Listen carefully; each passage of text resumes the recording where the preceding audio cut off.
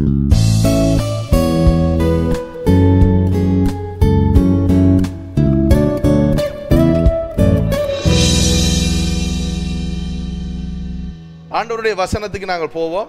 இன்றைய நாளிலே நான் உங்களுக்கு எபேசு சபையை குறித்து உங்களோடு பேச விரும்புகிறேன். பிரசங்கத்துக்குள்ள நோட்ஸ் எடுக்கிறார்கள், நோட்ஸ் எடுத்து படிச்சிங்கன்னா உங்களுக்கு நல்லா. ஏனென்றால் வேதத்தில் இல்லாத அநேக வரலாற்று ரீதியான சம்பவங்கள் நான் உங்களுக்கு பகிர்ந்து கொள்ளுவேன். ஓகே, இன்றைக்கு நான் எபேசு சபையை குறித்து உங்களோடு பேச இருக்கிறேன். இந்த சபை எப்படி ஆரம்பிக்கப்பட்டது, அந்த சபையிலே இருந்த ஜனங்கள் எப்படிப்பட்டவர்கள், அந்த சபையிலே இருந்த நல்ல விஷயங்கள் என்ன, அந்த சபையிலே இருந்த குறைபாடுகள் என்ன, இயேசுவானவர் யோவான் மூலமாக வெளிப்படுத்தல் புத்தகத்திலே எபேசு சபைக்கு பேசும் பொழுது என்னென்ன காரியங்களை பேசுகிறார், தன்னை யாராக அவர்களுக்கு அறிமுகப்படுத்துகிறார் என்கின்ற விஷயங்களை நான் உங்களோடு பகிர்ந்து கொள்ளலாம் என்று சொல்லி விரும்புகிறேன். அப்போ இந்த விஷயங்களை, இந்த காரியங்களை நீங்கள் கற்றுக்கொள்ளும் பொழுது எபேசியர் நிருபத்தை, பவுல் அப்போஸ்தலன் எபேசுவுக்கு எழுதின எபேசியர் நிருபத்தை நீங்கள் வாசிக்கும் பொழுது உங்களுக்கு ஆண்டவர் பரிசுத்த ஆவியானவர் பவுலின் மூலமாக எபேசியருக்கு இதைத்தான் பேசுகிறார் என்று உங்களுக்கு புரிந்து கொள்ள முடியும். இந்த சபை எப்படி ஆரம்பிக்கப்பட்டது என்பதை நீங்கள் அறிந்து கொள்ள வேண்டுமென்றால் அப்போஸ்தலர் 19ஆம் அதிகாரத்துக்கு நீங்கள் வர வேண்டும். அப்போஸ்தலர் 19ஆம் அதிகாரத்தை எடுத்துட்டு சொல்லுங்க, நான் வாசிக்கிறேன்.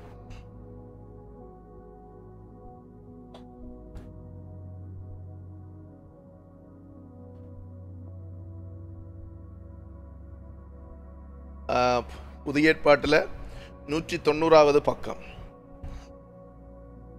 அப்போஸ்தலர் 19 முதலாவது வசனத்திலிருந்து நான் வாசிக்கிறேன்.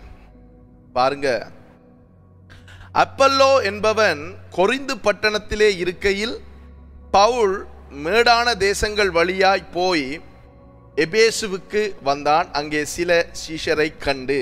அப்ப இந்த எபேசு திருச்சபை எங்கே இருந்தது என்று சொல்லி பார்த்தீங்கன்னு சொன்னா, இஸ்தான்புல் என்று சொல்லப்படுகின்ற துருக்கி தேசத்திலே அமைந்திருக்கிற நகரத்திலே இது இருந்தது. இன்றைக்கு இந்த திருச்சபை அங்கே இல்லை. இந்த திருச்சபையினுடைய கட்டிட சிதைவுகள் அங்கே காணப்படுகிறது. அப்ப இந்த அப்பல்லோ யார் என்று சொன்னா சொல்லுவாங்க ப்ரோசிலிட்டோஸ் என்று சொல்லுவாங்க. என்ன ப்ரோசிலிட்டோஸ்? ப்ரோசிலிட்டோஸ் என்று சொல்லப்படுகிறவர்கள் யார் என்று சொன்னால் அவர்கள் கிரேக்கர்கள். அவர்கள் கிரேக்கர்கள், கிரேக்க மதத்திலே இருந்தவர்கள். கிரேக்க மதத்திலே இருக்கின்ற ஜெயூஸ் என்று சொல்லப்படுகின்ற தெய்வத்தை வழிபடுகிறவர்கள். டயானா, அதாவது தீனாள் என்று சொல்லி வேதத்தில் எழுதப்பட்டிருக்கின்ற தெய்வத்தை வழிபடுகிறவர்கள் இந்த கிரேக்கர்கள். இவர்கள் யூத மதத்தின் மீது விருப்பம் கொண்டு யூத மதத்தை பின்பற்ற வந்தவர்கள் தான் இந்த ப்ரோசிலிட்டோஸ் என்று சொல்லப்படுகிற இந்த நபர்கள். அதுல லூக்கா, சுவிசேஷத்தை எழுதின லூக்கா ஒரு ப்ரோசிலிட்டோஸ். அவர் ஒரு கிரேக்கர், யூத மதத்துக்கு வந்து அதற்கு பின்பதாக ஆண்டவராய் இயேசு கிறிஸ்துவை ஏற்றுக்கொண்டு ரட்சிக்கப்பட்டார். யூத மதம் என்கிறது வேறு, இயேசு கிறிஸ்துவை ஏற்றுக்கொண்டு ரட்சிக்கப்படுகிறதுன்றது வேற விஷயம். ஓகே, அதை நல்லா நீங்க விளங்கிக் கொள்ளுங்க. யூத மதம் எதை போதிக்கிறது என்று சொன்னால், நீங்கள் ரட்சிக்கப்பட வேண்டும் என்று சொன்னால் விருத்த சேதனம் பண்ணிக்கொள்ள வேண்டும் என்று போதிக்கிறது. நீங்க அதை அப்போஸ்தலர் 14ஆம் அதிகாரத்துல வாசிச்சு பார்க்கலாம். அப்ப சில யூதர்கள் போய் என்ன செய்யறாங்க, புறஜாதிகள் மத்தியிலே உபதேசிக்கிறாங்க, நீங்க விருத்த சேதனம் பண்ண வேண்டும் ரட்சிக்கப்படுவதற்கென்று. யூத மதம் எதை போதிக்கிறது என்றால், லேவியராகமம் 23ஆம் அதிகாரத்தை நீங்க வாசிச்சீங்கன்னு சொன்னா கர்த்தருடைய பண்டிகைகள் அதுல 7 கொடுக்கப்பட்டு இருக்கின்றது. யாருடைய பண்டிகைகள்? கர்த்தருடைய பண்டிகைகள். கர்த்தர் தேவன் மோசேக்கு இந்த பண்டிகைகளை எப்படி கொண்டாட வேண்டும், எப்படி இதை அனுஷ்டிக்க வேண்டும் என்று அவர் கற்றுக் கொடுக்கிறார். புதிய ஏற்பாட்டு காலத்திலே வாழ்கின்ற நானும் நீங்களும் யூதர்கள் அல்ல. நாங்கள் இயேசு கிறிஸ்துவை விசுவாசிப்பதன் மூலமாக, நாங்கள் புறஜாதிகள். என்ன, நான் தமிழன், நீங்க பேர்கர், ஒவ்வொரு ஒவ்வொரு இது. அப்ப சிங்களவர்கள் எல்லாம் இருக்கிறாங்க. அப்ப இந்த புறஜாதிகள் நாங்கள் எப்படி என்று சொன்னா, இயேசுவை விசுவாசிப்பதன் மூலமாகத்தான் ஆபிரகாமின் சந்ததி. இயேசு கிறிஸ்துவை ஏற்றுக்கொண்டதால் தான் நாங்கள் ஆவிக்குரிய யூதர்கள். நாங்கள் காட்டு ஒலிவ மரங்கள், இதெல்லாம் வேதத்தை நீங்க வாசிக்கணும். ஒட்டப்பட்ட செடியா இருக்கிறோம் நாங்க திராட்சை செடியில். அதாவது திராட்சை செடின்றது இஸ்ரேல் தேசம். இந்த இஸ்ரேல் தேசத்துல நாங்க ஒட்டப்பட்ட செடிகளா இருக்கிறோம். அப்ப யூத மதம் எதை போதிக்கிறது என்றால், இந்த யூதர்களுக்கென்று ஆண்டவர் சில பாரம்பரியங்களை, கடமைகளை, சில கலாச்சாரத்தை அவர் கொடுத்திருக்கிறார். அதில் ஒன்றுதான் அவர்கள் ஜெபிக்கும் பொழுது தலையில துண்டு போட்டு ஜெபிப்பார்கள். பெண்கள் அல்ல, ஆண்கள் ஜெபிப்பார்கள். அவர்கள் தொப்பி போடுவாங்க, தலைய என்ன செய்வாங்க, தொப்பி போட்டு இதெல்லாம் செய்வாங்க. இதை நாங்க செய்யணும் என்று சொல்லி புறஜாதிகளாகிய நானும் நீங்களும் கடைபிடிக்க வேண்டும் என்று உபதேசிப்பதுதான் யூத மதம். இப்ப இதை நீங்க செய்யறதால பாவம் இல்லை, இதால ஒரு பிரயோசனமும் இல்லை. இதை செய்ய சொல்லி ஆண்டவர் சொல்லல, திருச்சபைக்கு அதை கற்றுக் கொடுக்கல. அப்ப இந்த யூத மதத்துக்கு வந்தவர்கள் தான் இந்த லூக்கா, அப்பல்லோ, அப்போஸ்தலனாகிய பவுல், தீத்துவுக்கு எழுதின நிருபத்தில் வருகிறாரே தீத்து, டைட்டஸ், அவரெல்லாம் வந்து இந்த ப்ரொசிலிட்டோஸ், அவர்கள் வந்து கிரேக்க மதத்தை பின்பற்றி கொண்டிருந்தவர்கள், யூத மதத்தை பின்பற்றி காலப்போக்கில் இயேசு கிறிஸ்துவை சொந்த இரட்சகராக ஏற்றுக்கொண்டு ரட்சிக்கப்பட்டவர்கள். இந்த அப்பல்லோவை குறித்து நீங்க அறிஞ்சு கொள்ளணும் என்று சொன்னா 18ஆம் அதிகாரம் 24வது வசனத்தை பாருங்க. அந்த பக்கத்திலே நீங்க பார்க்கலாம். அப்பொழுது அலெக்சாந்திரியா பட்டணத்தில் பிறந்தவனும் சாதுரியவானும் வேதாகமங்களில் வல்லவனுமான அப்பல்லோ என்னும் பேர் கொண்ட ஒரு யூதன் எபேசு பட்டணத்துக்கு வந்தான். இந்த அப்பல்லோ எங்க பிறந்தவர்? அலெக்சாண்ட்ரியா. அலெக்சாண்ட்ரியா எதனுடைய தலைநகரம்? எகிப்து நாட்டினுடைய தலைநகரம். உலகத்திலே பிரசித்தி பெற்ற 2வது நூலகம், லைப்ரரி இருக்கிறது வந்து அலெக்சாண்ட்ரியா.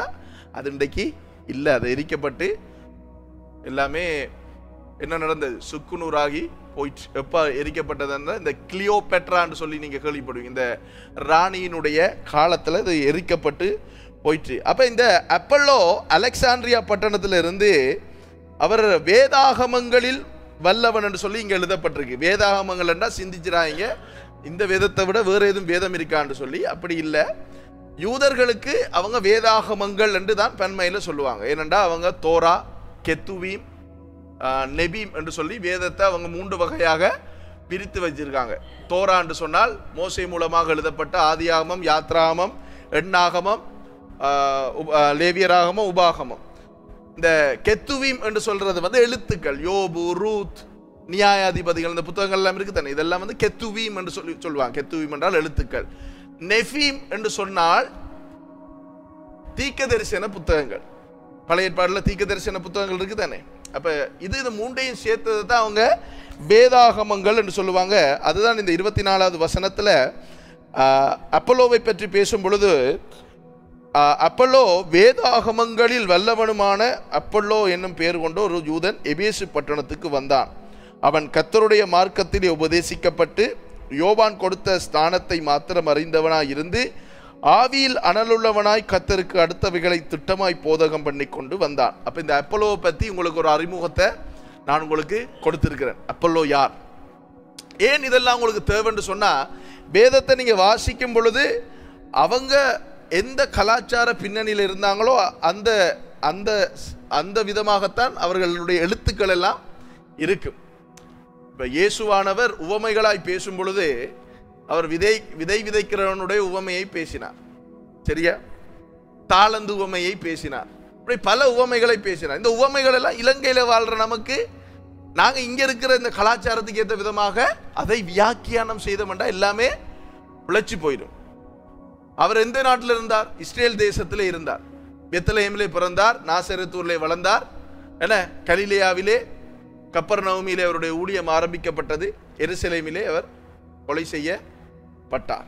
அப்ப அந்த தேசத்தில் இருக்கின்ற சில காரியங்கள், அந்த மொழிநடைகள், இதுகளை வச்சுதான் அவர் அந்த ஜனங்களுக்கு அவர் அந்த உவமைகளை பேசினார். அப்ப நாங்க வேதத்தை இதை வாசிக்கும் பொழுது நமக்கு விளங்கி கொள்ள வேணும் என்று சொன்னா நாங்க என்ன செய்யணும் என்று சொன்னா அந்த காரியங்களை நாங்க புரிந்து கொள்ள வேண்டும், வேதத்தினுடைய பின்னணியை பார்க்க வேண்டும். நான் போன முறை நான் யோபுவை பற்றி பேசும் பொழுது உங்களுக்கு சொல்லியிருந்தேன், நாங்க என்ன செய்யறோம்னு சொன்னா ஒரு சம்பவத்தை வாசிக்கும் பொழுது நம்மட ஐடியாவுக்கு நாங்கள் வாசிக்கிற அதான் சொன்னேன், POTD, preoccupied thought disorder. அப்படி ஒரு நோய் எல்லாருக்குமே இருக்குது. என்ன இப்படித்தான் இருக்கும் என்று சொல்லி நாங்கள் ஒரு பிக்சரை இங்கே வந்து சேவ் பண்ணி வச்சுக்கொண்டு ஒரு கண்ணாடியை போட்டுக்கொண்டு நாங்கள் அதை பார்க்கறது. அப்படி வாசிக்கக்கூடாது. நாங்கள் கலட்டிட்டு ஆவியானவர் இந்த வேத வார்த்தைகளை எழுதியிருக்கிறாருன்னா அந்த கண்ணாடி கூடாக நாங்கள் வாசிக்க வேண்டும். ஓகே, இப்போ இந்த எபேசு திருச்சபை எப்படி ஆரம்பிக்குது என்று சொல்லி பாருங்க. அங்கே சில சீஷரை கண்டு என்று சொல்லி இந்த 19:1 இருக்கு. இந்த சீஷர்கள் யார் என்று சொல்லி இங்கே எழுதப்படல, வரலாற்று நூல்கள் சொல்லுது. உங்களுக்கு தெரியும் என்று நினைக்கிறேன், ஆண்டவராய் இயேசு கிறிஸ்துவை சிலுவை மரணத்துக்கு சிலுவை சுமந்து கொண்டு நடந்து போகும் பொழுது ஒரு இடத்துல அவர் விழுகிறார். விழும் பொழுது அவரால் சிலுவையை தூக்கிட்டு போக இயலாத நிலைமை வருது. அப்ப ரோம போர் சேவகர்கள் அந்த சிலுவையை சுமக்கும்படிக்கு ஒருவரிடத்திலே அந்த சிலுவையை பாரப்படுத்துகிறார்கள். உங்களுக்கு தெரியும் அந்த சம்பவம். அவர் யார்?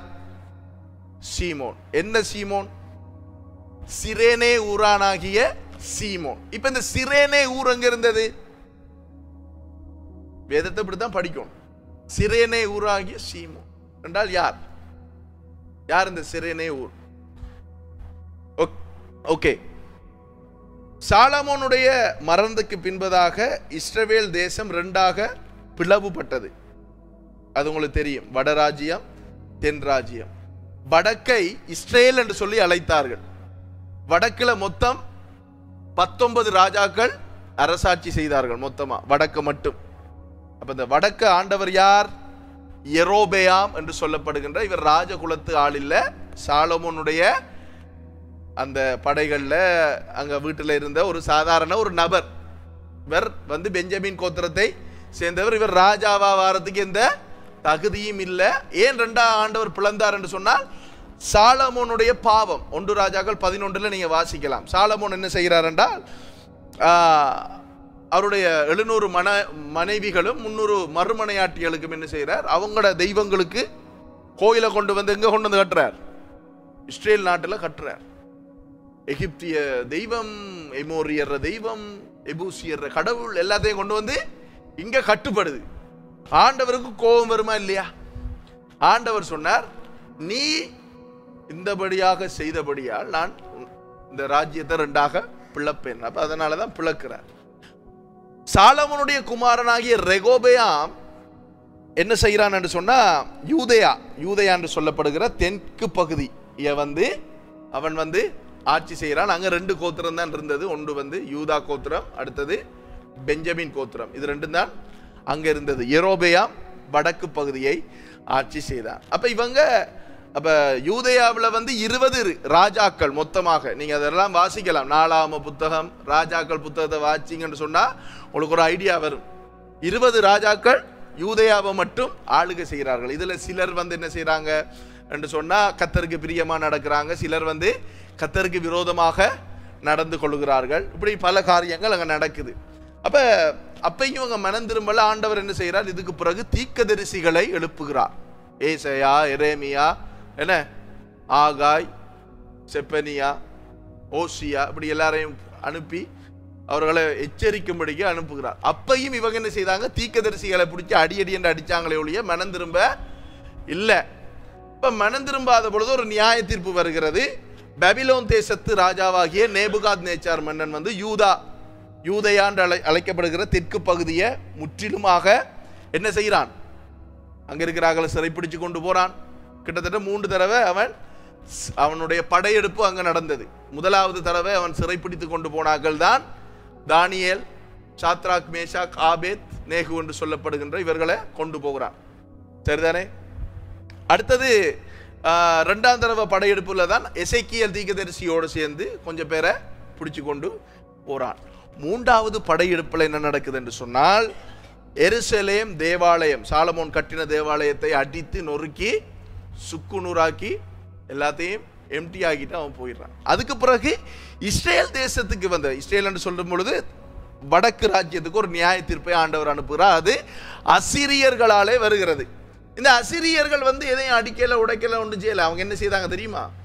இஸ்ரேல் இருந்த யூதர்கள் இருக்கிறாங்க தானே, அவங்கள ஷஃபிள் பண்ணினாங்க.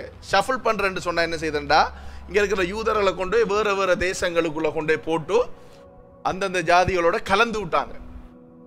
அப்படி கொண்டு போகப்பட்ட யூதர்கள் சிலர் எத்தியோப்பியாவுக்கு ஆபிரிக்காவுக்கு கொண்டு போகப்பட்டார்கள். ஆபிரிக்காவிலே கொண்டு போகப்பட்ட அந்த யூதர்கள் அங்க இருக்கிறவர்களை திருமணம் முடிச்சு கலப்பணம் ஆயிட்டாங்க. அப்படிப்பட்ட அந்த ஆபிரிக்காவிலே இருக்கின்ற ஒரு பட்டணம் தான் சிரேனே. அப்ப இந்த பாஸ்கா பண்டிகை நாட்கள்ல இவங்க என்ன செய்வாங்கன்னு சொன்னா, எந்தெந்த தேசத்துல இருக்கிறாங்களோ அங்க இருந்து அவங்க அவருடைய எருசலேமுக்கு அவர்கள் வர வேண்டும். அது நியாயப்பிரமாணத்தில் அவர்களுக்கு கொடுக்கப்பட்டிருக்கு. என்ன, எருசலேமுக்கு அவங்க வருஷத்துக்கு 3 தடவை வந்தே ஆகணும் என்று சொல்லி கொடுக்கப்பட்டிருக்கு. அப்ப அவங்க அங்க இருந்து வருவாங்க. அப்படி வந்த பொழுதுதான் இயேசுவானவருடைய சிலுவையை சுமந்தார், தூக்கி கொண்டு போனார் இந்த சிரேனே ஊரானாகிய சீமோன். இந்த சிரேனே ஊரானாகிய சீமோன் சிலுவையை தூக்கி கொண்டு போகக்குள்ள அவருடைய ஃபீலிங் எப்படி இருந்திருக்கு? முதலாவது அவருக்கு கோபம் வந்திருக்கும் ரோம போர்ச்சவர் மீது. ஏன் சும்மா வந்து என்ன பிடிச்சி இந்த சிலுவையை தூக்க வச்சேன். அடுத்த யாரோட கோபம் வந்திருக்கும்? இயேசுவோட கோபம் வந்திருக்கும். என்னண்டு, நீ தூக்குறதான் நடப்ப, நீ தூக்குறா நடப்ப, நான் ஏன் தூக்கணும் சொல்லி அவருக்கு ஒரு கோபம் வந்திருக்கும். காலப்போக்கிலே இந்த சிரேனே ஊரானாகிய சீமோன் ரட்சிக்கப்பட்டார், இயேசுவை ஏற்றுக்கொண்டார். அவர் ஆபிரிக்காவிலே அங்க போய் அவர் ரட்சிக்கப்பட்டு அவர் அங்க ஊழியம் செய்யும் பொழுது அங்கிருந்த யூதர்களினாலே அவருடைய குடும்பம் துன்புறுத்தப்பட்டது. அப்ப என்ன நடந்தது என்றால், இந்த சிரேனே ஊரானாகிய சீமோன் ஆபிரிக்காவிலே மரித்து போனார் இரத்த சாட்சியாக. அதுக்கு பிறகு அவருடைய பிள்ளைகள் எல்லாரும் என்ன செய்தாங்கன்னு சொன்னா, அங்கிருந்து வந்து இந்த எபேசு பட்டணத்திலே கொஞ்ச நாள் குடியிருந்தார்கள். அவர்களுக்கு தான் இந்த சீஷர்கள் என்று சொல்லி இங்க எழுதப்பட்டிருக்கிறத நாங்க பார்க்கலாம். ரோமர் எழுதின நிருபத்திலையும் இந்த சிரேனே ஊரானாகிய சீமோனை குறித்து பவுல் அப்போஸ்தலன் வாழ்த்து தெரிவித்து எழுதுகிறத நாங்க வாசிக்கலாம். அதை ஓகே. அப்ப இந்த எபேசு திருச்சபை ஆரம்பிக்கப்படுகிறது. நீங்கள் விசுவாசிகளான போது, இப்ப பவுல் கேட்கிறார் வந்து, பரிசுத்த ஆவியை பெற்றீர்களா என்று கேட்டான். அதற்கு அவர்கள் பரிசுத்த ஆவி உண்டென்பதை நாங்கள் கேள்விப்படவே இல்லை என்றார்கள். அப்பொழுது அவன், அப்படியானால் நீங்கள் எந்த ஞானஸ்தானம் பெற்றீர்கள் என்றான். அதற்கு அவர்கள், யோவான் கொடுத்த ஞானஸ்தானம் பெற்றோம் என்றார்கள். அப்பொழுது பவுல், யோவான் தனக்கு பின் வருகிறவராகிய கிறிஸ்து இயேசுவில் விசுவாசிகளாய் இருக்க வேண்டும் என்று ஜனங்களுக்கு சொல்லி மனம் திரும்புதலுக்கு ஏற்ற ஞானஸ்தானத்தை கொடுத்தாரே என்றான். இதை கேட்டபோது அவர்கள் கர்த்தராகிய இயேசுவின் நாமத்தினாலே ஞானஸ்தானம் பெற்றார்கள். இப்ப யாருடைய நாமத்தில் இவங்க ஞானஸ்தானம் பெறுறாங்க? இயேசு. அப்ப உங்கள்கிட்ட இப்ப ஒரு கேள்வி கேட்கிறேன், இயேசுவின் நாமத்தில் நாங்க ஞானஸ்தானம் பெற வேண்டுமா? பிதா குமாரன் பரிசுத்த ஆவியானவருடைய பேர்ல ஞானஸ்தானம் பெற வேண்டுமா?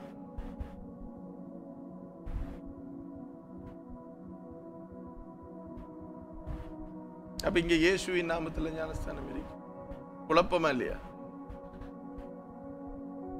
சொல்லுங்க, பிரச்சனை இல்லை, பேசலாம்.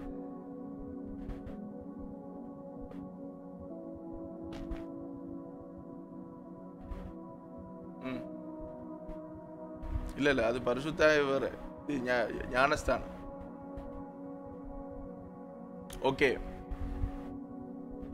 யெகோவா விட்னஸ் என்று சொல்லி உங்களுக்கு தெரியும் இல்லையா? யெகோவாவின் சாட்சிக்காரர்கள். அதே மாதிரி ஒரு கள்ள உபதேசகர்கள் இருக்கிறார்கள், ஜீசஸ் ஒன்லி. என்னது? Jesus only.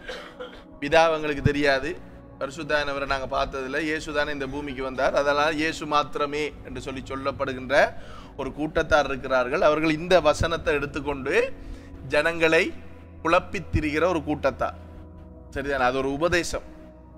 அந்த உபதேசகர்கள் சொல்லுகிறது என்னன்னு சொன்னா, இயேசு அவங்க ஞானஸ்தானம் கொடுக்கும் பொழுது இயேசுவின் நாமத்தில் தான் ஞானஸ்தானம் கொடுப்பார்கள். இங்க இயேசுவின் நாமத்திலே ஞானஸ்தானம் என்று எழுதப்பட்டிருக்கிறது என்னன்னு சொன்னால், இயேசுவானவர் மத்தேயு 28 என்ன சொல்லுகிறார்? பிதா குமாரன் பரிசுத்த ஆவியானவரின் பேராலே ஞானஸ்தானம் கொடுங்கள். பிதாவினுடைய பேர் யாரும் அறியவில்லை, இயேசு கிறிஸ்துவை தான் நானும் நீங்களும் அறிந்திருக்கிறோம். அவர் தேவனாயிருந்தார், பூமிக்குள்ள வரும் பொழுது இயேசு என்கின்ற பேரிலே அல்லது யெஷுவா என்கின்ற பேரிலே அவர் இந்த பூமிக்குள்ளே வந்தார். அதனாலதான் இந்த ஞானஸ்தானத்துக்கு பேர். அதாவது ஆதி அப்போஸ்தல திருச்சபையின் கட்டத்தில் வந்து 2 விதமான ஞானஸ்தானங்கள் காணப்பட்டது. ஒன்று, யோவான் தான் இந்த ஞானஸ்தானத்தை அறிமுகப்படுத்துகிறார். இயேசுவானவர் இந்த ஞானஸ்தானத்தை என்ன சொல்லுகிறார்? அங்கீகரிக்கிறார். என்னென்று அங்கீகரிக்கிறார்? இப்படி இது நல்லது, இதை செய்வோம் என்று சொல்லி அவரும் ஞானஸ்தானம் எடுத்து அந்த ஞானஸ்தானத்தை என்ன செய்கிறார்? அங்கீகரிக்கிறார். அப்ப பலர் யோவான் கொடுத்த ஞானஸ்தானத்தை பெற்றிருந்தார்கள். இயேசு கிறிஸ்து சொன்ன பிதா குமாரன் பரிசுத்தாவியானவரின் நாமத்தினாலே மனந்திரும்புதலுக்குரிய ஞானஸ்தானத்தை பெறவில்லை. யோவான் கொடுத்த ஞானஸ்தானத்தை எல்லாரும் பெற்றார்கள். யாரெல்லாம் பெற்றாங்க? மனந்திரும்பாதாக்களும் எடுத்தாங்க. ஏன்? பயத்துல, நரகத்துக்கு போயிடுவோம் என்ற பயத்துல ஞானஸ்தானம். ஞானஸ்தானம் அப்படி எடுக்கிறது இல்லை. ஞானஸ்தானம் மனம் திரும்பி எடுக்க வேண்டும். எப்படி எடுக்கணும்? மனம் திரும்பி முற்றிலுமாக இயேசுவே என்னுடைய நேசர், இயேசு கிறிஸ்துவே என்னுடைய இரட்சகர் என்று சொல்லி அந்த ஞானஸ்தானத்தை நாங்கள் எடுக்கணும். அப்ப அந்த காலகட்டத்தில் இப்படியான ஞானஸ்தானம் இருந்தபடியினால தான் இங்க இந்த 2 ஞானஸ்தானத்தை குறித்து பேசப்படுகிறது. அல்லாமலும் 6வது வசனம், பவுல் அவர்கள் மேல் கைகளை வைத்தபோது பரிசுத்த ஆவி அவர்கள் மேல் வந்தார். அப்பொழுது அவர்கள் அந்நிய பாஷைகளை பேசி தீர்க்க தரிசனம் சொன்னார்கள். அந்த மனுஷர் எல்லாரும் ஏறக்குறைய 12 பேராய் இருந்தார்கள். பின்பு பவுல் ஜெப ஆலயத்தில் பிரவேசித்து தைரியமாய் பிரசங்கித்து 3 மாதமளவும் தேவனுடைய ராஜ்யத்துக்கு அடுத்தவைகளை குறித்து சம்பாஷணை பண்ணி புத்தி சொல்லிக் கொண்டு வந்தான். சிலர் கடினப்பட்டு அவிசுவாசிகளாகி கூட்டத்துக்கு முன்பாக இந்த மார்க்கத்தை நிந்தித்த போது அவன் அவர்களை விட்டு விலகி சீஷரை அவர்களில் இருந்து பிரித்து கொண்டு திரன்னு என்னும் ஒருவனுடைய வித்தியாசாலையிலே அனுதினமும் சம்பாஷித்து கொண்டு வந்தான். ஓகே, எபேசு ஜனங்கள் எப்படிப்பட்டவர்கள் என்றால் பண வசதி கொண்டவர்கள். இப்ப இதுல பாத்தீங்கன்னா அவன் எங்க உபதேசிக்கிறான்? ஜெப ஆலயத்துல உபதேசிக்கிறான். அவங்க எப்படிப்பட்டவர்கள் என்றால் ரட்சிக்கப்பட்ட உடனேயே ஆண்டவருக்கு தங்களுடைய காசை கொடுத்து ஒரு தேவாலயத்தை, ஒரு திருச்சபையை கட்டினார்கள். அந்த கட்டின கட்டிடத்துல தான் அப்போஸ்தலனாகிய பவுல் பிரசங்கித்து வந்தான். அது மாத்திரமல்ல, எபேசு பட்டணத்தில் இருந்த மக்கள், ஜனங்கள் எப்படிப்பட்டவர்கள்? நன்கு படித்தவர்கள். அதுக்கு பிறகு எங்க போய் அவர் அந்த ஊழியத்தை செய்யற? திரன்னு என்று சொல்லப்படுகின்றவருடைய வித்தியாசாலை. வித்தியாசாலை என்ற என்ன தெரியுமா? யூனிவர்சிட்டி, பல்கலைக்கழகம். அப்ப அதுல போய் அவர் அவருடைய ஊழியத்தை செய்யறாங்க. அங்க இருக்கிறவங்க டாக்டர்ஸ், என்ஜினியர்ஸ், லாயர்ஸ், இப்படிப்பட்டவர்கள் தான் இந்த பட்டணத்துல இருந்தார்கள். இவர்கள் நல்ல என்ன சொல்றது, ஆண்டவரை அறிந்தோடனே நல்ல வைராக்கியம் உள்ளவர்களாக மாற்றப்பட்டார்கள். நாங்க தொடர்ந்து வாசிப்போம் அங்க என்னென்ன சம்பவங்கள் எல்லாம் நடக்குது என்று சொல்லி. அப்போஸ்தலர் 19 2 வருஷ காலம் இப்படி நடந்ததினாலே ஆசியாவிலே குடியிருந்த யூதரும் கிரேக்கருமாகிய எல்லாரும் கர்த்தராகிய இயேசுவின் வசனத்தை கேட்டார்கள். மொத்தம் 3.5 வருஷங்கள் அப்போஸ்தலனாகிய பவுல் எபேசு பட்டணத்தில் தங்கியிருந்து இந்த ஊழியத்தை செய்கிறார். இதுல 2 வருஷம் எழுதப்பட்டிருக்கிறது. அதுக்கு பிறகு அவர் ஊழியங்களை செய்கிறார். பவுலின் கைகளினாலே தேவன் விசேஷித்த அற்புதங்களை செய்தார். அவனுடைய சரீரத்தில் இருந்து உருமால்களை கச்சைகளையும் கொண்டு வந்து வியாதிக்காரர் மேல் போட வியாதிகள் அவர்களை விட்டு நீங்கி போயின. பொல்லாத ஆவிகளும் அவர்களை விட்டு புறப்பட்டன. அப்பொழுது தேசாந்திரிகளாய் திரிகிற மந்திரவாதிகளாகிய யூதரில் சிலர் பொல்லாத ஆவிகள் பிடித்திருந்தவர்கள் மேல் கர்த்தராகிய இயேசுவின் நாமத்தை சொல்ல துணிந்து, யாரு இதை சொல்றாங்க? யூதர்கள். யூதர்களுக்குள்ளேயே மந்திரவாதிகள் எல்லாம் இருக்கிறாங்க. இங்க பாருங்க 13வது, அப்பொழுது தேசாந்திரிகளாய் திரிகிற மந்திரவாதிகளாகிய யூதரில் சிலர் பொல்லாதாவிகள் பிடித்திருந்தவர்கள் மேல் கர்த்தராகிய இயேசுவின் நாமத்தை சொல்ல துணிந்து பவுல் பிரசங்கிக்கிற இயேசுவின் பேரில் ஆணையிட்டு உங்களுக்கு கட்டளையிடுகிறோம் என்றார்கள். பிரதான ஆசாரியனாகிய ஸ்கேவா என்னும் ஒரு யூதனுடைய குமாரர், குமாரர் வந்து சொல்றாங்க, இது ஒரு ஆசாரியன், அவனுடைய குமாரர் 7 பேர் இப்படி செய்தார்கள். பொல்லாத ஆவி அவர்களை நோக்கி, இயேசுவை அறிவேன், பவுலையும் அறிவேன், நீங்கள் யார் என்று சொல்லி பொல்லாத ஆவியையுடைய மனுஷன் அவர்கள் மேல் பாய்ந்து பலாத்காரம் பண்ணி அவர்களை மேற்கொள்ள அவர்கள் நிர்வாணிகளும் காயப்பட்டவர்களும் ஆகி அந்த வீட்டை விட்டு ஓடி போனார்கள். இது எபேசுவிலே குடியிருந்த யூதர் கிரேக்கர் அனைவருக்கும் தெரிய வந்தபோது அவர்கள் எல்லாரும் பயமடைந்தார்கள். கர்த்தராகிய இயேசுவின் நாமம் மகிமைப்பட்டது. விசுவாசித்தவர்களில் அநேகர் வந்து தங்கள் செய்கைகளை வெளிப்படுத்தி அறிக்கையிட்டார்கள். மாய வித்தைக்காரராய் இருந்தவர்களில் அநேகர் தங்கள் புஸ்தகங்களை கொண்டு வந்து எல்லாருக்கும் முன்பாக சுட்டரித்தார்கள். அவைகளின் கிரயத்தை தொகை பார்த்து 50,000 வெள்ளிக்காசாக கண்டார்கள். இவ்வளவு பலமாய் கர்த்தருடைய வசனம் விருத்தியடைந்து மேற்கொண்டது. இவைகள் முடிந்த பின்பு பவுல் மக்கதோனியா அகாயா என்னும் நாடுகளில் சுற்றி நடந்து எருசலேமுக்கு போகும்படி ஆவியில் நிர்ணயம் பண்ணிக்கொண்டு நான் அங்கே போன பின்பு ரோமாபுரியை பார்க்க வேண்டியது என்று சொல்லி, அப்ப அது அவருடைய ஊழியம் அங்கே முடிகிறது. அப்ப எபேசு பட்டணத்தில் இருந்த மக்கள் தான் பவுலினுடைய இந்த ஹேங்கர்சீஃப் இதெல்லாம் எடுத்துக்கொண்டு போய் என்ன செய்யறாங்க, வியாதி உள்ளவர்கள் மீது போடுகிறார்கள். போடும் பொழுது அங்க என்ன நடக்குது, சுகம் அடைகிறது. அப்ப ஜனங்கள் தான் போடுறாங்க, பவுல் கொண்டே போடலையா? அதை நல்லா தெளிவாக விளங்கி கொள்ளுங்க. இன்றைக்கு சில ஊழியர்கள் வந்து என்ன சொல்றது, சர்வேட்டை போடுறாங்க, அதை போடுறாங்க, இதை போடுறாங்க, நிறைய விளையாட்டெல்லாம் காட்டுறாங்க. பெனிகின் கோட்டை போடும் பொழுது விழுகிறார்கள் என்று சில கத்துக்குட்டிகளும் என்ன செய்யுது, கோட்டை போடுது. கோட்டை போடுறது வந்து என்ன சொல்றது, அது ஒரு இறையியல் அல்ல. ஆண்டவர் அந்த விதமாக செய்யுங்கள் என்று யாருக்கும் சொல்லல. ஆனா அதை செஞ்சு என்ன சொல்ற, இப்ப எல்லாம் அந்த சோசியல் மீடியா நீங்க பாக்குறீங்க தானே, நிறைய பேர் என்ன செய்யறாங்க, பரியாசம் பண்ணுகிறார்கள். அப்ப அதுக்கு இடம் கொடுக்காதபடிக்கு, ஆண்டவருடைய நாமம் தூசிக்கப்படாதபடிக்கு நாம் கவனமா இருப்போம். ஆண்டவர் நமக்கு என்ன சொன்னார், வியாதியஸ்தர் மேல் கரங்களை வைப்பீர்கள் அப்பொழுது சுகமடைவார்கள். நாம அதை செஞ்சுட்டு போவோம். நாம அந்த என்ன சொல்ற, உஷாராகி சேட்டெல்லாம் கலட்டி போட்டு இந்த புதுனம் எல்லாம் காட்டாதபடிக்கு கவனமா இருப்போம். அப்ப இந்த பட்டணத்தில் இருந்தவங்க நிறைய மந்திரவாதிகள் இருந்தாங்க. எங்க, எபேசு பட்டணத்துல. அப்ப எபேசு பட்டணத்துல இந்த மந்திரவாதிகள் மனம் திரும்பி என்ன செய்தாங்களா, அவங்களுடைய புத்தகங்களை எல்லாம் சுட்டெரித்தார்கள். எவ்வளவாம் அந்த புத்தகங்களுடைய விலை? 50,000 வெள்ளிக்காசு. 50,000 வெள்ளிக்காசுண்டா எத்தனை தாளந்து? 100? ஒரு தாளந்து 3000 வெள்ளிக்காசு. தாளந்து உவமை தெரியுமா? வாசிருப்பீங்க என்ன? மத்தேயு 24 அதுல எத்தனை இருக்கு? மத்தேயு புத்தகத்தில் இருக்குது தாளந்து உவமை. ஒரு தாளந்து 3000 வெள்ளிக்காசு.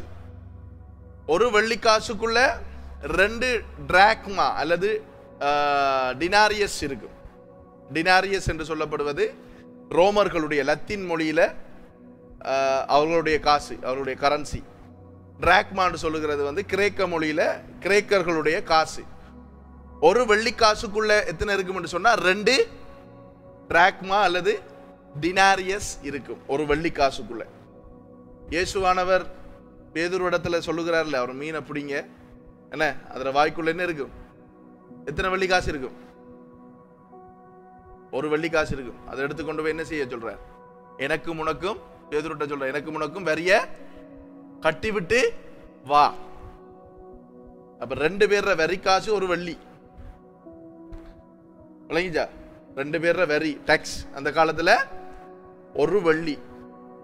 ஒரு ஆளுக்கு வரி கட்டணும்னா ஒரு டிராக்மா அல்லது ஒரு டினாரியஸ். 2 பேருக்கு கட்டணும்னா 2 டிராக்மா 2 டினாரியஸ் கட்ட வேண்டும். இயேசு ஏன் இதெல்லாம் சொல்றேன்னா, இப்ப இயேசு காசு கொடுத்தார் தானே, இயேசுவின் நாமத்துல காசு வருவதாக சில ஜெபிக்கிற கூட்டங்கள் இருக்கு. இயேசு காசு கொடுத்தார் தான். இந்த எப்படி கொடுத்தார்?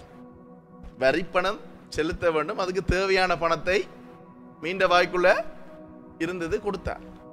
இப்ப இன்றைக்கு சிலாக்கள் பேங்க்ல காசு விழுவதாக என்று சொல்லி ஜெபம் பண்ணாங்க. இன்றைக்கு காசு விழுந்தா நம்ம யோசிச்சு பார்ப்போம், பேங்க்ல விழுந்தா எப்படி இருக்குமென்று. ஆண்டவர்கிட்ட ஜெபம் பண்ணும்பொழுது காசு விழுதுன்னு வைப்போமே பேங்க்ல.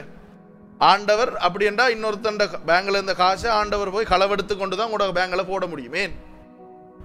இப்ப இன்றைக்கு வந்து கரன்சி ஒவ்வொரு தாளுக்கும் சீரியல் நம்பர் இருக்கு. இப்ப என்னட்ட இருக்கிற காசுற சீரியல் நம்பர் உங்கள்ட்ட வந்துட்டா என்ன காசு? அது கள்ள காசுன்னு தானே சொல்லுவாங்க.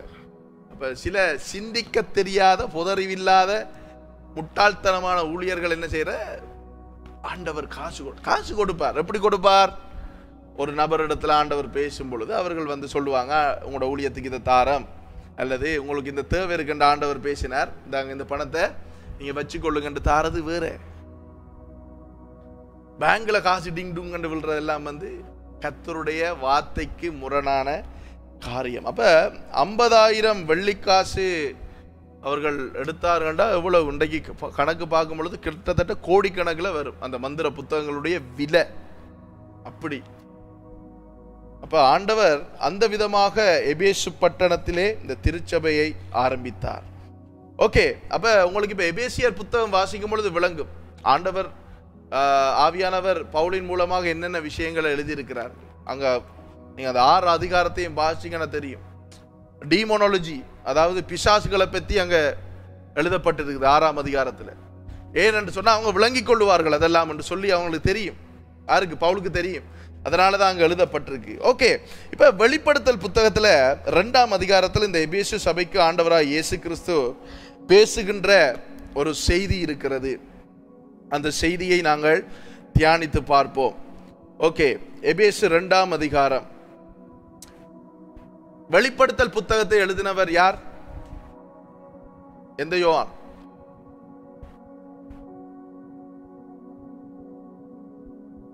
எங்க வச்சு எழுதினார்? பத்மதியு எங்க இருக்கு? மத்திய தரைக்கடல் தெரியுமா? மேப்ல எடுத்து பாத்தீங்கன்னா தெரியும். மத்திய தரைக்கடல்ல இருந்த ஒரு சிறிய தீவு, கிட்டத்தட்ட 6 மைல் அகலமும் 11 மைல் நீளமும் கொண்ட ஒரு தீவு. இந்த தீவுல மரம் செடி கொடிகள் எதுவுமே இருக்காது. என்னன்னா அது இந்த எரிமலையில இருக்கிற லாவாவினாலே உருவாக்கப்பட்ட ஒரு தீவு. அது அந்த தீவுல லாவாவில் உருவாக்கப்பட்டதால மரங்கள் செடிகள் கொடிகள் எதுவுமே முளைக்காது. அப்ப ரோமர்கள் இவரை கைது செய்து அங்கதான் கொண்டே வச்சாங்க. அங்க வெக்க, குளிர், நுளம்பு, இந்த பிரச்சனை எல்லாம் அங்கே இருந்தது. அங்கே இருக்கும் பொழுதுதான் யோவானுக்கு ஆண்டவராகிய இயேசு கிறிஸ்து தன்னை தரிசனமாகி இந்த வெளிப்படுத்தல் புத்தகத்தை கொடுத்தார். இந்த வெளிப்படுத்தல் புத்தகம் எப்படி கொடுக்கப்பட்டது என்றால், தேவன் இயேசு கிறிஸ்துவின் மூலமாக தூதர்கள் மூலமாக யோவானுக்கு கொடுத்த காரியம். யோவான் யாருக்கு கொடுக்கிறார் என்று சொன்னா, சீஷர்களுக்கும் திருச்சபைக்கும். அப்ப இங்க 7 திருச்சபைகளை குறித்து எழுதப்பட்டிருக்கும். இந்த 7 திருச்சபைகளும் எப்ப என்று சொன்னா, கிறிஸ்துவுக்கு பின் 100ஆம் ஆண்டு நூற்றாண்டுகள்ல இருந்து இன்றைக்கு வரைக்கும் இருக்கிற அவ்வளவு திருச்சபைக்கும் உரிய செய்திகள், அதாவது அவருடைய திருச்சபை எடுத்துக்கொள்ளப்படுதல் வரைக்கும் இருக்கின்ற அவ்வளவு செய்திகளும் இதுல அடக்கப்பட்டு இருக்கும். ஓகே, இப்ப வாசிப்போம். 2ஆம் அதிகாரம் 1வது வசனம். எபேசு சபையின் தூதனுக்கு நீ எழுத வேண்டியது என்னவெனில், 7 நட்சத்திரங்களை தம்முடைய வலது கரத்தில் ஏந்தி கொண்டு 7 பொன் குத்து விளக்குகளின் மத்தியிலே உலாவிக் கொண்டிருக்கிறவர் சொல்லுகிறதாவது. 7 நட்சத்திரங்கள் என்ன? வெளிப்படுத்தல் யாரும் வாசிக்கல போலனே. மேல இருக்கிற 20வது வசனத்தை வாசிங்க. அதுல இருக்கு நட்சத்திரங்கள் யாரு, குத்து விளக்குகள் என்று சொல்லி. என் வலது கரத்தில் நீ கண்ட 7 நட்சத்திரங்களின் ரகசியத்தையும் 7 பொன் குத்து விளக்குகளின் ரகசியத்தையும் எழுது. அந்த 7 நட்சத்திரங்களும் 7 சபையின் தூதர்களாம்.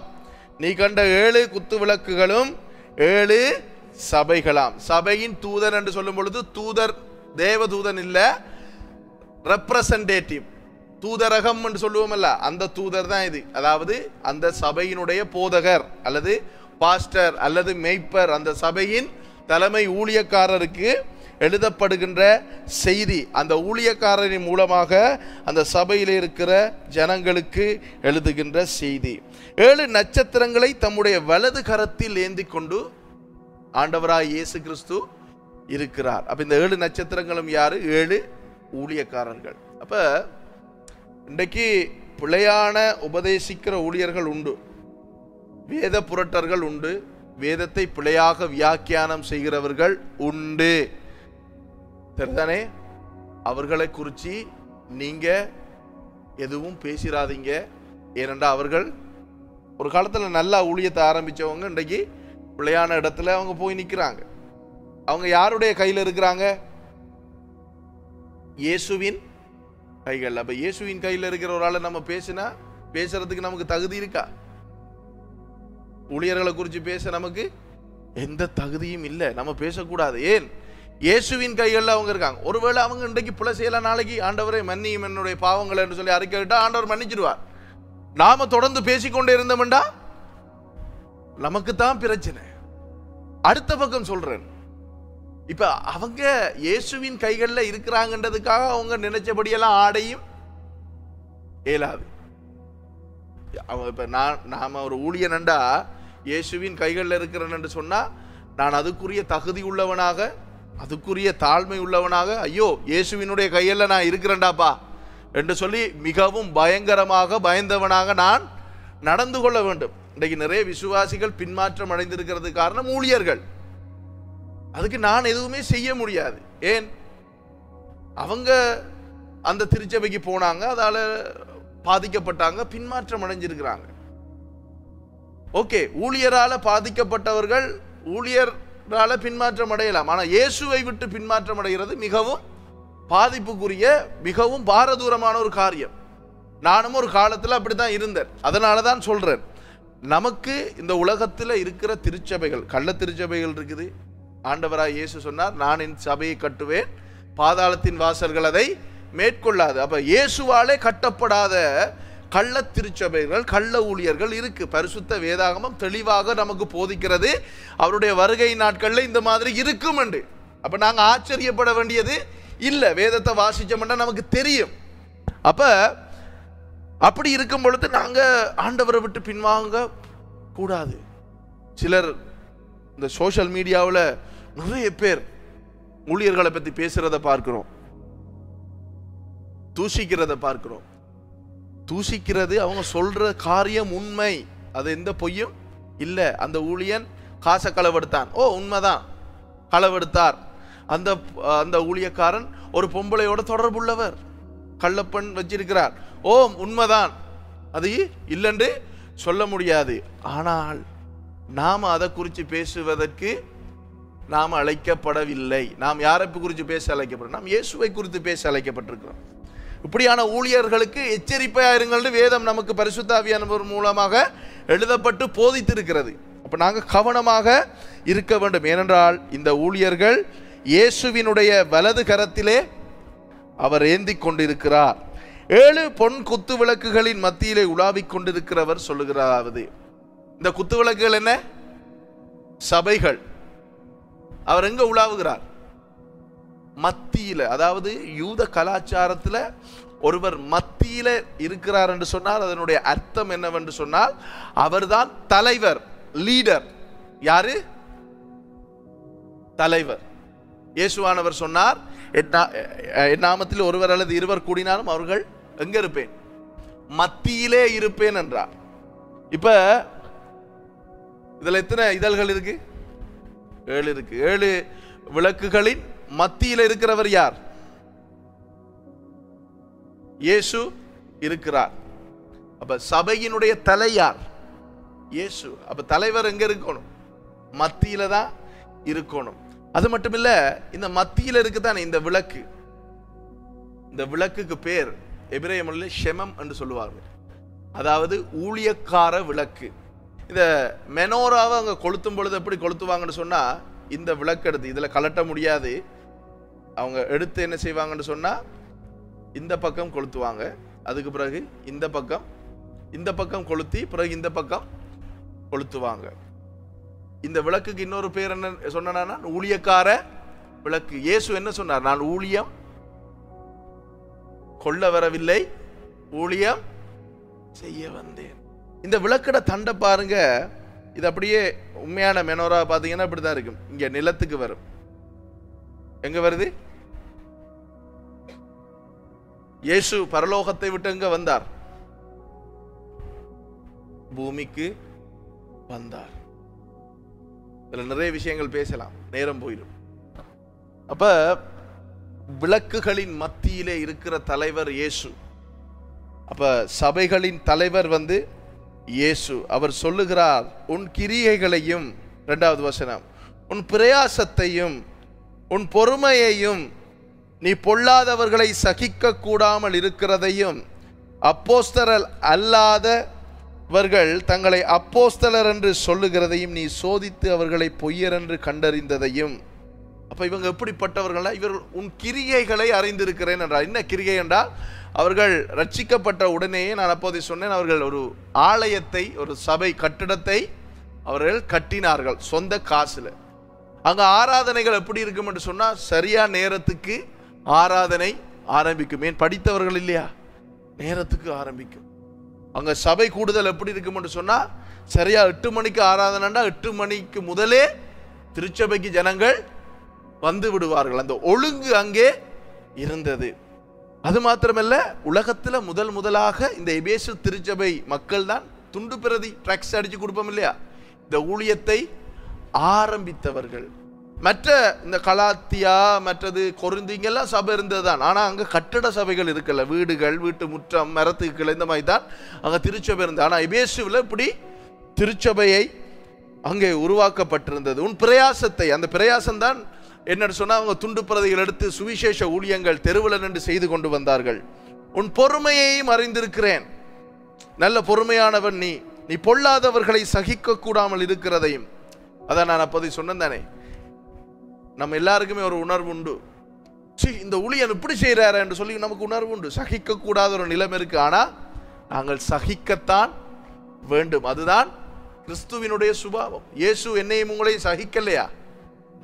நாங்கள் சில நேரங்களில் எங்களுடைய வாழ்க்கையில் செய்கிற பிள்ளைகளை ஆண்டவர் சகித்து கொள்கிறார் இல்லையா? அந்த விதமாக நாமும் மற்றவர்களை சகித்து கொள்ள வேண்டும். அவர்கள் மனம் திரும்பும்படிக்கு நாங்கள் ஜெபிக்க வேண்டும். அவர்களுடைய மனம் திரும்புதல், அவர்கள் அழிந்து போகக்கூடாது என்று சொல்லி நாங்கள் விரும்ப வேண்டும். அப்ப சகிக்க கூடாமல் இருக்கிறதையும், அப்போஸ்தலர்கள் அல்லாதவர்கள் தங்கள் அப்போஸ்தலர் என்று சொல்லுகிறதை நீ சோதித்து அவர்களை பொய்யர் என்று கண்டறிந்த. எப்படி என்றா, இன்றைக்கு நீங்க இங்கெல்லாம் இல்லை, மெதடிஸ்த திருச்சபை, அந்த மெயின் லைன் சர்ச்சஸ் இருக்குது, ஏஓஜி, மெதடிஸ்த திருச்சபை பிரதானமாக. நீங்க அதெல்லாம் பார்த்தீங்கன்னு சொன்னா, அங்க சாதாரணமாக போய் பிரசங்கம் பண்ண முடியாது. அங்க சும்மா ஏத்த மாட்டாங்க. பிரசங்கத்தினுடைய அவுட்லைன் இருக்கு தெரியுமா, நோட்ஸ், அது கொடுக்கணும். அங்க அவங்க அதெல்லாம் செக் பண்ணதுக்கு பிறகுதான் பிரசங்கத்துக்கு அங்க ஏத்துவாங்க. அது மட்டும் இல்ல, லோக்கல் ப்ரீச்சர் என்று சொல்லுவாங்க மெதடிஸ்த திருச்சபையில். அந்த கோர்ஸ் அவங்க செய்து படிச்சு முறைப்படி அதுக்குரிய அங்கீகாரத்தை அவங்க பெற்றாதான் அவங்கள அங்க பிரசங்கம் பண்ண விடுவாங்க அவங்களுடைய திருச்சபையில்.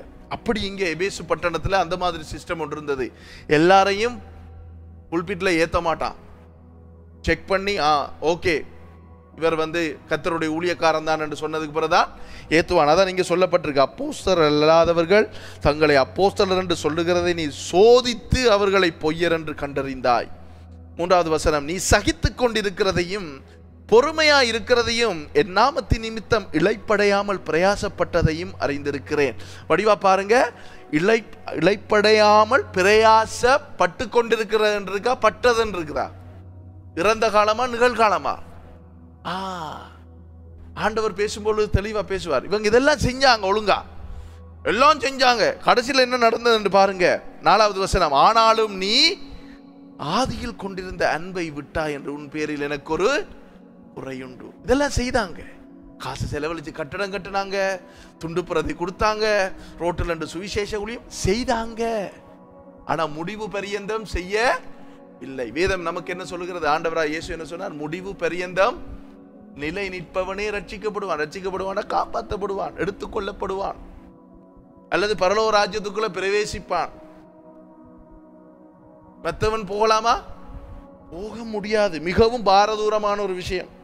அதனால சபையே, பிரியமானவர்களே, உங்களை நீங்கள் காப்பாற்றிக் கொள்ளுங்க. ஏன்னா நாங்க உபதேசிக்கலாம், கற்றுக் கொடுக்கலாம், உங்களை பலவந்தம் பண்ண முடியாது. இயேசு அதையும் சொன்னார், பலவந்தம் பண்ணுகிறவர்கள் தேவனுடைய ராஜ்யத்தை பிடித்துக் கொள்வார்கள். அப்ப நீங்க பலவந்தம் பண்ணுனீங்கன்னா தான் அதை பெற்றுக்கொள்ளலாம். அப்ப எபேசு சபையில் இருந்த குறை என்ன? அவர்கள் முதலாவது, நான் அப்ப அவர்களுடைய ஆண்டவர் இங்க பேசும் பொழுது பாருங்க, அவர்களுடைய நல்ல காரியங்களை முதல்ல பேசுறார் இல்லையா? என்ன செய்யறார்?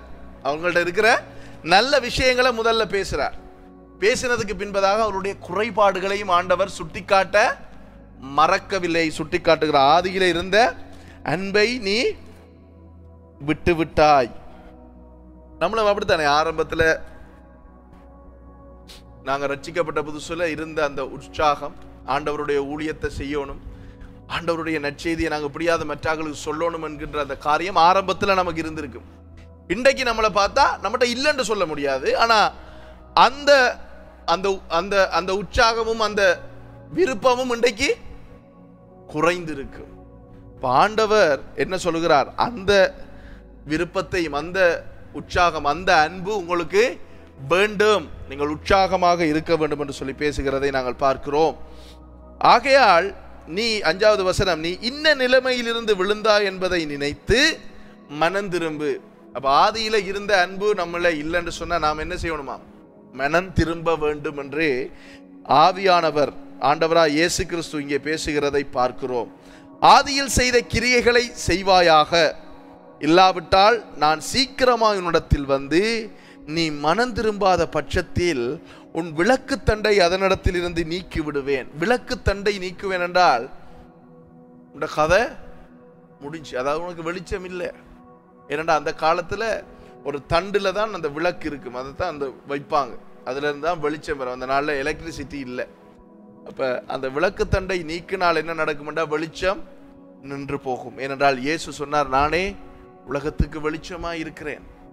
அவருடைய வார்த்தை தான் நமக்கு வெளிச்சம்.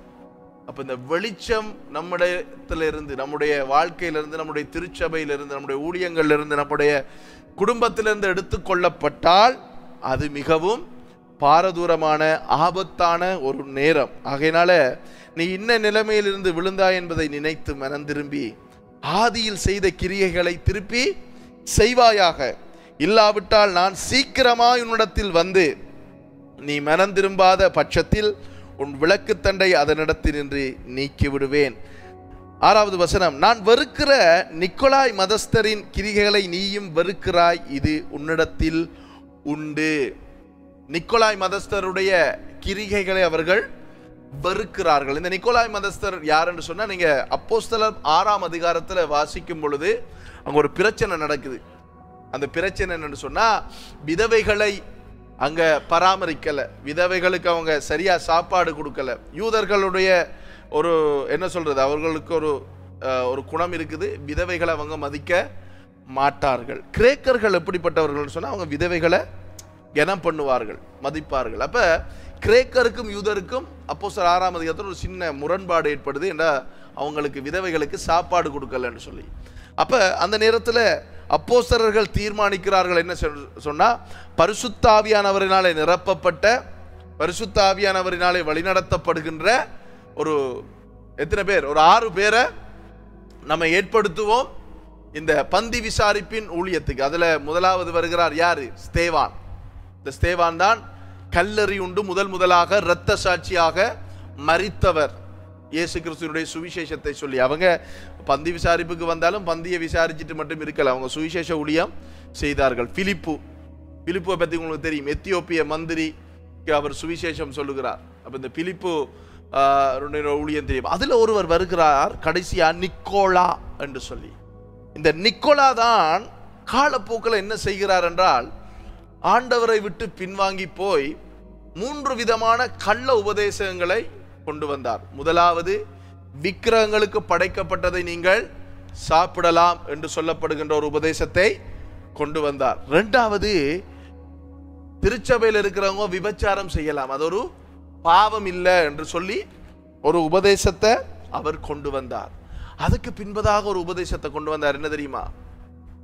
பாஸ்டருக்கும் விசுவாசிக்கும் இடையில ஒரு கேப்பை கொண்டு வந்தார். என்ன, சில பாஸ்டரை சந்திக்கிறேன்டா என்ன செய்யணும்? அப்பாயின்மெண்ட் எடுக்கணும். இந்த சிஸ்டத்தை கொண்டு வந்தவர் நிக்கோலா. கத்தோலிக்க திருச்சபையில நீங்க பார்த்துருப்பீங்க, சிலாக்கள் போய் ஃபாதரை கையை பிடிச்சி ஃபாதர் முத்தமிடுவாங்க. இந்த சிஸ்டத்தை கொண்டு வந்தவர் நிக்கோலா. இது ஒரு கள்ள உபதேசம்.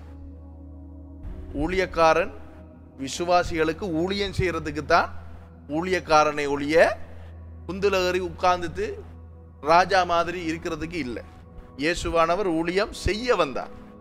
அவர் ஊழியம் செய்தாரா? பணி செய்தார், இறை பணியை செய்தார். அவர் போயிட்டு நான் தான் மேசியா வந்திருக்கிறேன், அதான் நீங்க பிலிப்பு 2ல் வாசிக்கலாம். அவர் தேவனுடைய ரூபமாயிருந்தும் தேவனுக்கு சமமாய் இருப்பதை அவர் கொள்ளையாடின பொருளாய் எண்ணாமல் தம்மைத்தாமே வெறுமையாக்கி அடிமையின் ரூபம் எடுத்து மனுஷ சாயலானார். ஊழியம் செய்கிறவர் ஒவ்வொருவரும் எப்படி செய்யணும்? அவர் தன்னுடைய சீஷருடைய கால்களை அவர் கழுவினார். அந்த விதமாக ஊழியம் செய்யணும். அப்ப நிக்கோலாய் என்னத்தை கொண்டு வந்தா, இந்த பொஸ் டைப் மினிஸ்ட்ரி என்று சொல்லுவாங்க. பொஸ் மாதிரி இருப்பாங்க சில பாஸ்டர்ஸ் மேர். அவங்களுக்கு வேலை செய்யறதுக்கு 5 பேர், அவங்களோட பொண்டாட்டிக்கு வேலை செய்யறதுக்கு 5 பேர். இதெல்லாம் பார்த்துருப்பீங்க நீங்க. சிஸ்டர் நிகம் வெட்டி விடையா, பாஸ்டர் கால் அமைக்கி விடையா, பாஸ்டர் உங்களுக்கு ஷூ போலிஷ் பண்ண, இப்படி இதெல்லாம் செய்யறது பிள்ளைன்னு சொல்லல. இத நாம இந்த தலைக்கு மேல எடுக்கக்கூடாது. சிலாக்கள் அன்புல செய்வாங்க, அது ஓகே, அது வேற விஷயம். அன்புல செய்யறது வேற. ஆனா சிலாக்கள் இருக்காங்க, அதையே எந்த நேரமும் எதிர்பார்த்து கொண்டே இருப்பாங்க, மற்றவனை எப்படி வேலை வேண்டலாம். நான் பேர் சொல்ல மாட்டேன், ஒரு சபை இருக்கு, அந்த சபையில ஊழியம் செய்யணும் அங்க போற எல்லாருமே பெரிய நிலை பார்த்தீங்கன்னு சொன்னா கிரவல் அள்ளி கொண்டு எரிப்பானு. அவனோட வாழ்க்கையில ஒரு வளர்ச்சியும் இல்லை. அவனால் சாகும் வரைக்கும் கிரவல் அல்றதும் மடு வெட்டுறதும் மொப்பன்றதும் இதுதான் வேலை. ஆனா பொம்பளை பிள்ளைகளை பார்த்தீங்கன்னு சொன்னா உடனே அவங்களுக்கு கொஞ்ச காலத்துல ஒரு புல்பீட் கிடைச்சிடும். பிறகு பார்த்தா அந்த பொம்பளை பிள்ளை ஓடி போயிடும் யாரோடையாவது. பிறகு படியனில் என்ன செய்வானு காலப்போக்கில் அவன் பின்மாற்றம் அடைஞ்சு போவான். இப்படியான ஒரு திருச்சபைகள் எல்லாம் உண்டு. அப்ப நான் வெறுக்கிற நிக்கோலாய் மதஸ்தரின் கிரியைகளை நீயும் வெறுக்கிறாய், இது உன்னிடத்தில் உண்டு. ஆவியானவர் சபைகளுக்கு சொல்லுகிறதை காதுள்ளவன் கேட்க கடவன். ஜெயங்கொள்ளுகிறவன் அவனோ அவனுக்கு தேவனுடைய பரதீசின் மத்தியில் இருக்கிற ஜீவ விருட்சத்தின் கனியை புசிக்க கொடுப்பேன் என்றெழுது. அப்ப இன்றைக்கு எபேசு பட்டணத்திலே இருந்து இந்த எபேசு சபையினுடைய ஆரம்பத்தை பார்த்தோம். அங்க எப்படியான மக்கள் இருந்தாங்கன்னு பார்த்தோம். அங்க எப்படியான மனம் திரும்புதல் வந்தது என்று பார்த்தோம். ஆண்டவர் என்ன விதமாக அங்கே கிரியைகளை நடப்பித்தார் என்று சொல்லி பார்த்தோம். அதே போல அந்த சபையிலே இருந்த நல்ல காரியங்களை பார்த்தோம், அங்க இருந்த குறைபாடுகளை நாங்கள் பார்த்தோம். எங்களுடைய வாழ்க்கைக்கு இந்த திருச்சபையின் மூலமாக இன்றைக்கு என்ன செய்தி என்று சொன்னால், எங்களுடைய வாழ்க்கையிலே நாங்கள் ஆதியிலே இருந்த அன்பிலே நாங்கள் இருக்கிறோமா? எங்களை நாங்கள் ஆராய்ந்து பார்ப்போம். இதில் யாரும் பெர்ஃபெக்டான ஆக்கள் இல்லை. நாங்கள் எங்களை ஆராய்ந்து பார்ப்போம். நாங்கள் கண்களை மூடி எழுந்திருப்போம். கொஞ்ச நேரம் நாங்கள் எங்களை ஆராய்ந்த பின்பதாக கர்த்தருடைய பந்திக்காக நாங்கள் எங்களை ஆயத்தப்படுத்திக் கொள்வோம். எங்களை நாங்கள் ஆராய்ந்து பார்ப்போம். ஆண்டவரே, நீங்க ஆண்டவரிடத்துல பேசலாம். ஆண்டவரே, என்னுடைய வாழ்க்கையில இந்தந்த விஷயங்கள் நாங்கள் இப்பொழுது கேட்ட இந்த செய்தியின் பிரகாரம், இந்த பிரசங்கத்தின்படி இந்தந்த குறைபாடுகள் இங்கே இருக்கிறது. ஆண்டவரே, என்னுடைய வாழ்க்கையிலே நான் அதை திருத்திக் கொள்ள விரும்புகிறேன். ஆண்டவரே, நான் திருந்த விரும்புகிறேன். நான் மனம் திரும்ப விரும்புகிறேன். ஆதியில இருந்த அந்த அன்பு, ஆதியில இருந்த அந்த விருப்பம், ஆதியில இருந்த அந்த அந்த வாஞ்சை என்னுடைய வாழ்க்கையில இல்லை. ஆண்டவரே, எனக்கு ஒரு சந்தர்ப்பத்தை கொடுத்திருக்கிறீர். இன்றைய நாளிலே நான் என்னை ஆராய்ந்து பார்ப்பதற்கு நான் மீண்டுமாக உம்முடைய பாதத்திலே வர நான் விரும்புகிறேன். ஆண்டவரை, மீண்டுமாக உமக்கு பிரியமுள்ள மகனாக மகளாக ஆண்டவரை நான் நடந்து கொள்ள விரும்புகிறேன். நீங்க ஆண்டவரிடத்துல ஜபிக்க ஆரம்பிப்பீங்களா? ஒரு கொஞ்ச நேரம் ஆண்டவரிடத்துல உங்களை நீங்க ஆராய்ந்து பார்த்து நீங்க ஆண்டவரோடு பேசுங்க. வேதம் சொல்லுகிறது, பாவத்தை மறைக்கிறவர்கள் வாழ்வடைய மாட்டார்கள், அதை அறிக்கை செய்து விட்டு விடுகிறவர்களோ இரக்கம் பெறுவார்கள். நம்முடைய பாவத்தை எல்லாம் நாம் அறிக்கை செய்து விட்டு விட்டால் அந்த பாவங்களை எல்லாம் மன்னித்து நம்ம எல்லா அநியாயத்தையும் நீக்கி நம்மை சுத்திகரிக்க அவர் உண்மையும் நீதியும் உள்ளவராய் இருக்கிறார். ஆண்டவரே, என்னை மீண்டுமாக எடுத்து கட்டுவிப்பீராக. ஆண்டவரே, என்னுடைய வாழ்க்கையை மீண்டுமாக மாற்றுவீராக. எத்தனை பேர் சொல்ல முடியும்? ஆண்டவரே, நான் உம்மை அறிந்து கொண்ட நாளிலே இருந்த அந்த விருப்பத்தை எனக்கு கொடுங்க. ஆண்டவரே, ஆண்டவரே, உம்மை அறிந்து கொண்ட காலத்திலே நான் வாஞ்சையோடு திருச்சபை கூடுகைக்கு நான் ஓடி வந்தது போல, உம்மை ஆராதிக்க வந்தது போல, ஆண்டவரே, உம்மை அறிந்து கொண்ட காலப்பகுதியிலே நான் ஓடி ஓடி ஜெபங்களிலே சகல காரியத்திலும் நான் கலந்து கொண்டது போல, ஆண்டவரே, எனக்கு அந்த அந்த அந்த விதமான அந்த உணர்வை, அந்த விதமான விருப்பத்தை எனக்கு உண்டு பண்ணுங்க. நான் பல நேரங்களிலே நான் உம்மை விட்டு போயிருக்கிறேன். ஜெப குறைவுகள் என் வாழ்க்கையில இருக்கிறது. வேத வாசிப்பு குறைவுகள் என்னுடைய வாழ்க்கையில இருக்கிறது. ஆண்டவரே, என்னுடைய வேலை பளுக்களினாலே நான் உம்மை மறந்து போயிருக்கிறேன். சில நேரங்களிலே உமக்கு நேரம் ஒதுக்காமலே நான் வாழ்ந்திருக்கிறேன். ஆண்டவரே, இவைகள் எல்லாம் இந்த பூமியிலே என்னை விட்டு போகும். ஆனால் நீர் ஒருவர் மாத்திரமே நித்தியம் நித்தியமாய் என்னோடு வருகிறவராய் இருக்கிறீர். என்னுடைய இந்த காரியங்களை எனக்கு மன்னிங்க. ஆண்டவரே, என்னுடைய வாழ்க்கையிலே உம்மோடு இருக்கிற உறவிலே நான் இன்னும் மேலோங்கி வளரும்படிக்கு, உம்மோடு இன்னும் நான் ஆண்டவரே இன்னும் அதிகமாய் நேரம் செலவழிக்கும்படிக்கு எனக்கு உதவி செய்யுங்க. என்னோட பேசுங்க ஆண்டவரே.